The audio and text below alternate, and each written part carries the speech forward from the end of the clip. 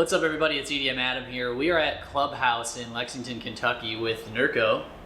What's up, everybody? What got you into music production? How did it start? So yeah, I mean, I started out with just playing the drums. Oh, really? You a drummer? Yeah. Same. I mean, I'm not like I haven't like played on a kit in like years, but that's how it started.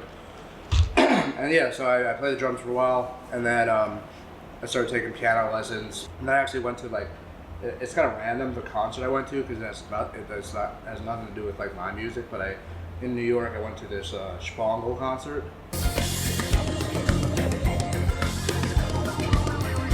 Which is like, Spangles they're kind of like a down tempo / trip, like psychedelic electronic. Word, okay. Yeah, they're cool, but very different than the stuff I make. But I went to one of their shows, and just as soon as I left, I was like, man, I kind of want to do that. Like, that was like freaking amazing. Nice. So that's when I just started like learning how to produce a little bit. When was that? What year? It's hard to put a finger on it, but I would say like 6 years ago, and that was like two of the years of the 6 years were like just like messing around, not really. I didn't like, the Nurko project wasn't born yet. It was just kind of like learning and having fun.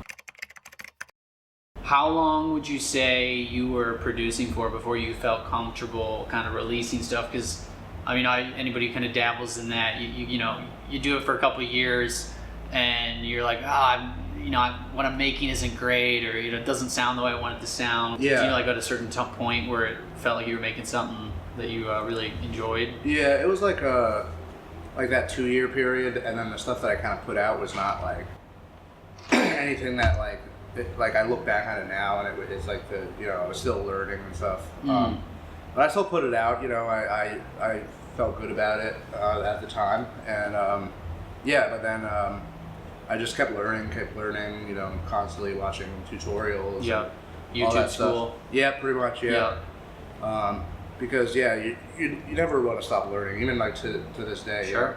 There's so many resources and things you wouldn't normally know. So yeah, I mean, I would say like 2 years after I started producing was when I started like releasing, but none of that stuff's out anymore. It's Okay. Still kind of getting my bearings and stuff. Sure. Now, has it always been Ableton as the DAW, or what's? No, I actually started in Logic. Same? Yeah. Okay. For my limited time of producing, but yeah. So I did Logic for like 3 years or so. Okay. And then I made the switch to Ableton. How was that? I mean, at first it was like a little weird, a little daunting. Yeah. But then once you get the hang of it, it's just like everything. It just changes everything, really. The workflow just for electronic music, I think Ableton is just like the perfect DAW for it.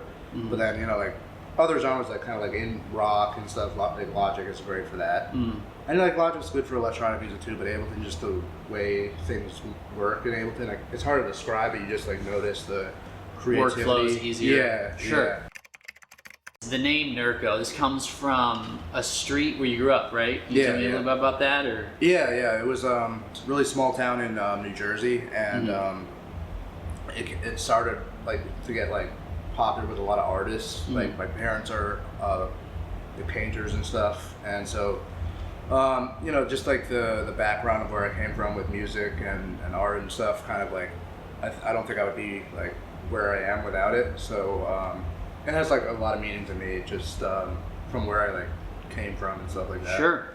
So you say your parents are painters. Is that kind of where a lot of the artistic and musical creativity came from? Probably, yeah. Yeah.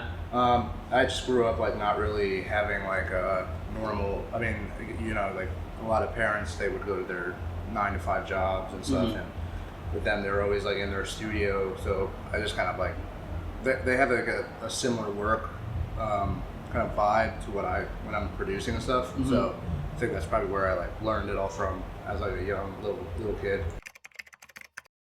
Wanted to ask you, where do you think the electronic music scene is going, or EDM in general, right? Because we have like 2010, like to 2012, you have like the bro step, dubstep era, and then like 2014 to like about 2018, you have like the big boom of future bass, and obviously like the progressive house back in 2012 with Swedish House Mafia.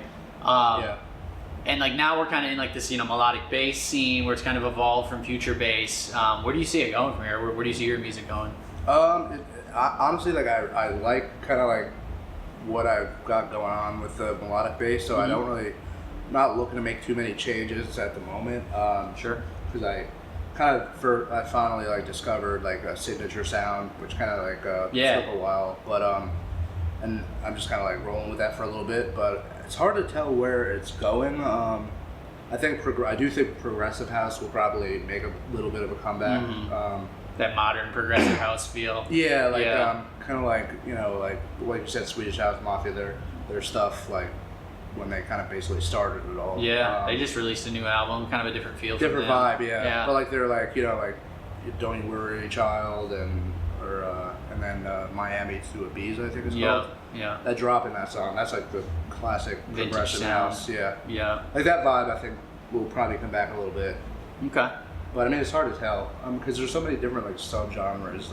Yeah, so many. Like I know on the house scene, it seems like tech house is like starting. Yeah, it's popping off. Yeah, I'll tell you, Blue Claire piqued my ear in the tech house scene. I'm not big into tech house. Big melodic bass fan, big future bass fan. You know, dubstep. But yeah, tech house is something I'm trying to get a little bit more into for sure.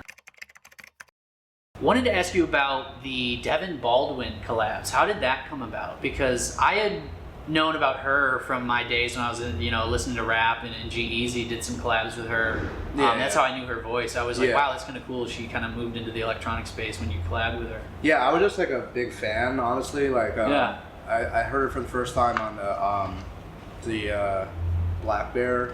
It was like that. I forgot the name of it. 2018. Was it Rose's album? I can't think of the name. I don't remember the name, but yeah, I'll get it in post on the video. Like you could put it up on the thing, but like basically it was I was just on like Suicide Sheep, like his YouTube channel. Yeah. And that one had like crazy views. Like it was like kind of like standing out. Yeah. A lot of the other ones, I listened to them, like, holy shit! And then when she started singing, I was like, holy shit! She's really good. Beautiful vocals. Let it in, let it be, babe. Now, was Hallelujah the cover? Was that your idea, hers, or how did that come about? Because when I saw it, I was like, wow, this is bold, and it delivered. I mean, it's amazing. Yeah, it was my idea to like bring her on to make it a electronic song about it, but she actually did do a Hallelujah cover, like a studio session where she just sang it without any like vocal processing, and it's actually like on it's on. I think it's still on Spotify, but you can listen to it on SoundCloud. And I heard her do that, and that's what I kind of wanted her to get her to do. Like she was up for it, obviously, but that's how we kind of did that. And then Blindspot 1 and 2, I wanted to ask you about that. So, did you have like two different project files that you just like too much to get rid of? Much, that's what when I saw it, I was like, that's got to be what it is, right? Yeah, there's no reason to really do part 1 and 2. It's just she had like a chill version, like a vibe was like very chill, but then also like I could imagine like my more like stuff that you're used to vibe. Sure. So I just did both, and I guess kind of tabled it into a part 1 and 2. So I know you've got the hometown show at Webster Hall after this, and then you're done with the tour. Any post-arrival tour plans? There's got to be like it's like a phase 2. It is like a pretty significant less dates. Okay. We're still gonna like try to touch like cities that didn't get a chance to have the tour at their city. Phase 2, maybe coming to a city near you. Now, a lot of the ILLENIUM fanboys would be mad if I didn't ask what it was like to work with him on Sideways. What was that like? Yeah, it was awesome. I mean, I've been a fan of him before. Like I even really started making this vibe of music. So it was a little surreal to me, just because to me I'm just like a fan at the end of the day. So like. Aren't we all? We're all just fans. Yeah, exactly. I mean, I'm here as a fan, you're here as a fan. Yeah, it's just levels. It's funny. Yeah, so it was, but he's just such a nice, down-to-earth guy that, the project went very smooth. There was no, like, creative blocks that happen sometimes in collabs, which is always nice. we were just like waiting for the perfect vocal before we got started, and then he sent me the Valerie's vocal, and I'm like, yeah, this is definitely the she's top notch. Yeah, that top line was out of the core. Favorite song and why? Favorite song of like anybody? All time, yeah. Could be electronic, doesn't have to be. Oh, that's tough to have one song be the favorite. I wouldn't say I have like one favorite, but I mean I go through different phases of like this is the song I listen to over and over and over. Okay, what better question? What's your current favorite song? It's kind of random, but like probably Justice Phantom Part 2. I've kind of been listening to a lot. Okay. I've been listening to that over and over. It's kind of funny. One of my favorite songs is always been like Something in the Way for Nirvana, and now that song is like popping off because of Batman. And like then ILLENIUM did his remix. Yeah, then ILLENIUM did the remix. That song was like my anthem for like years because I had like a shoulder injury, and like possibly like fibromyalgia. They don't really know. Oh man. Yeah. So like that was like I would listen to that song and I kind of felt like he was like talking about like there's something in the way, like there's this injury just there, and it's kind of like blocking like a lot of stuff. It's a little depressing, but it kind of helped me through that. Sure. First. No. Yeah. So yeah, that song is probably one of my favorite songs, and now it's like I heard it on like the Batman trailer. I'm like, wait, they're using that song? Yeah. I know a lot of your music obviously has got like a big emotional appeal. Which song speaks to you the most? Or of the ones that I made? Yeah, of the ones that, you know, maybe there was a moment or kind of spoke to you when you were writing it. Yeah, I think I mean pretty much all of my songs kind of like honestly have their time period where I'm really in love with. But I think that the two would probably be, one would be the If It Isn't You.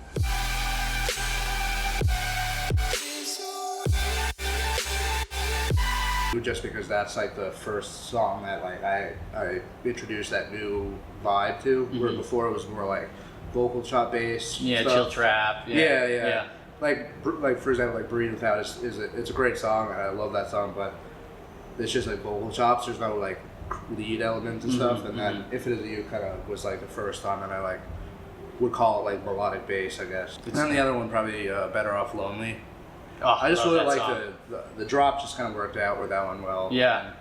Not really a big reason why I like it, but I just something about it like. No, it hits, man. Yeah. That I think was the first song when I was in the reaction series. I think it was the first. It's ironic because I think you were the first artist to comment on the channel. And so I was like, wow, it's just come full circle, you know? Yeah. Yeah. Oh yeah, I do remember that now. Yeah, Better Off Lonely. I did a react video. You're like, yo, glad you enjoyed it. And I was like, who would write glad you enjoyed it? And I was like, oh shit, Nurko, I'm glad you enjoyed it. Yeah, it was wild. Thanks for watching, and we will see you guys soon. All right, peace, guys. Peace.